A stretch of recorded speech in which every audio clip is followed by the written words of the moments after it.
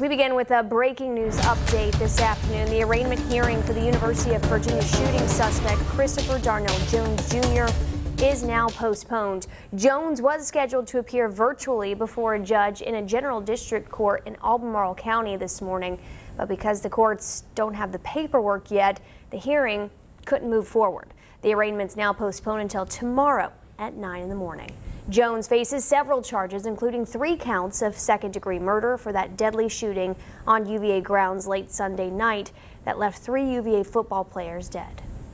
And as we wait for that hearing, we've already heard from top lawyers this morning on the deadly shooting and what happens next. U.S. Attorney Christopher Cavanaugh, along with Commonwealth Attorney for Charlottesville and Albemarle County, released a joint statement saying, quote, "The United States Attorney's Office for the Western District of Virginia and the Commonwealth Attorney's Offices for the City of Charlottesville and County of Albemarle are actively working with local, state, and federal law enforcement in their efforts to thoroughly investigate this tragic incident, and will bring you any potential charges in the appropriate jurisdiction."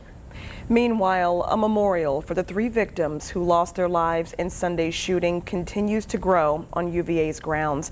Alex Littlehales is live from Charlottesville, where students and staff are receiving comfort and support during this difficult time. Alex, talk to us about the atmosphere that you're feeling out there right now. Good afternoon, Bethany. Good afternoon, Ashley. Right now, there is just a lot of reflection and a lot of healing that is visible throughout campus right now. And this is one of the spots that we've seen grow a lot over the last 12 hours. This is the north gate of the football stadium here on the grounds of the University of Virginia. As you can see behind me, just a growing number of flowers paying tribute, like you mentioned, to those 3 UVA football players shot and killed.